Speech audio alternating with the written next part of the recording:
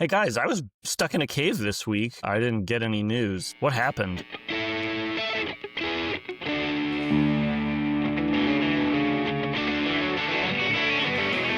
Yeah, we talked about last week that Jimmy Kimmel got fired for saying some critical things about Trump and Charlie Kirk, and now he's back. Yeah, cancel culture wins. Wait, Or it loses. Cancel culture. Yeah, cancel culture loses, I think. Cancel Yes. culture, right? Well, it's working as well. The cancelers. Yeah, it's working as well as it ever has, basically.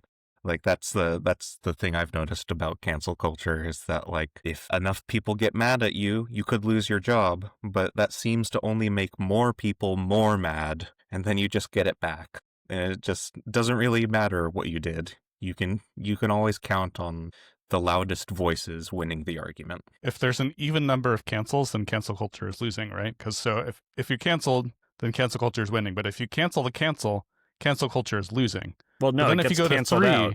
and if you cancel the cancelers of the original cancellation, then you're back to cancel culture winning again, dude.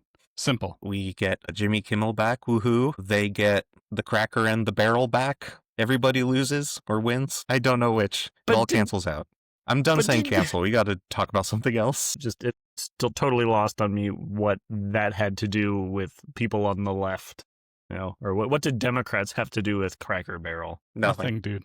Nothing. A dust bunny rolls out from under their couch. They're like, the Democrats did it. What else happened this week? There's a somewhat ominous memo that came out of the Office of the President. It's titled Countering Domestic Terrorism and Organized Political Violence. So it's like a memo. So it's like 2 steps down from a law. There's a law, an executive order, and then a memo. Exactly. Okay. This is part of the whole response to the Charlie Kirk assassination. The president is going to be directing the executive branch to go after Antifa organizations, and they define Antifa as people who express ideas that are anti-capitalist or anti-Christian or anti-government. So people who express... Between the 3, most people. Right, yeah.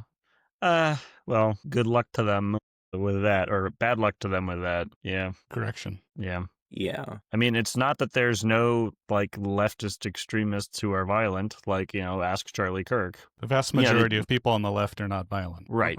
The vast majority of people. Painting with broad brushes. There's this term, stochastic terrorism. It's basically the idea of stochastic terrorism is you demonize a group and your words are seen as inciting violence against them. So that's what they're trying to describe here, it seems. Like, people describe activities that are foundational American principles, according to the memo, e.g. support for law enforcement and border control, as fascist, to justify and encourage acts of violent revolution. This anti-fascist lie has become the organizing rallying cry used by domestic terrorists to wage a violent assault against democratic institutions, constitutional rights, and fundamental American liberties. Oh, you gonna call ICE rounding up people and throwing them into cages fascists? Well, that's just gonna make us fascist even harder. See how you like it. We're gonna round up more people who call us fascists, and we're going to round them up into cages. It's impressive how they can just, like, say things that are the opposite of true. It's just like, you know, words are just so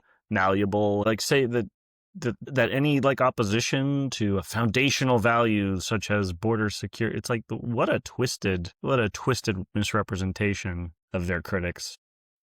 Damn, dude. I didn't realize you were setting this up when you said you were in a cave all week. I didn't realize this was Plato's cave, dude. Yes. Yeah. They're not about trying to understand the ideals that are projecting onto the cave walls. They're all about, like, putting their hands like that and making you think that, I don't know, that donkeys are terrorists. Anyways, did you hear that the army is going to be invading Portland? Our Portland resident of the podcast? I did hear that. For the record, everything is fine here. We don't need the military. Wait, it's not a war zone already, Danny? Are you being held at gunpoint right now by MS-13? No, everything's fine here. Don't worry about us. Okay. Nice and convincing. Say everything's fine if you want us to send the troops. Everything is great. The U.S. president claimed the move would help protect any of our ICE facilities under a siege from attack by Antifa and other domestic terrorists, characterizing the city as war-ravaged, which I guess you would dispute. I would. I did hear that they That's wishful were thinking. dangling donuts in front of the ICE agents the other day. So, it's been real violence. I can believe that they're being verbally harassed. And they're sensitive. Voodoo Donuts is Antifa? Words are violence, guys. They didn't get that Peace sticks and is stones memo as children. The Oregon governor basically agrees with you. She says, there is no national security threat in Portland. Our communities are safe and calm. This is pointless, and we don't need the military. He's just trying to... There's a point. So Republicans scored big political wins from the riots, protests in Portland in around the time of, this was 2020. Yeah, George Floyd. George Floyd. Right. And, they got the images that they needed. There was genuine damage done to federal buildings. There was a right-winger shot by a left-winger, and a left-winger shot back by a cop, I believe.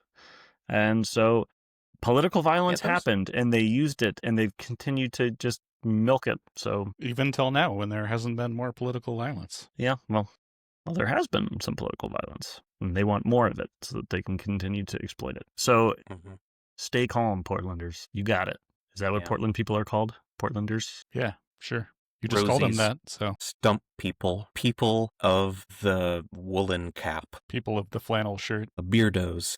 I don't know. Yeah. I don't have a good transition to this, but I want to talk about it. You know how people might get mad at ICE? I think probably everyone should be. I guess that puts me on the watch list for the presidential memo we talked about. But Only if you think harshing their vibe is violence. what's the point of these ICE raids?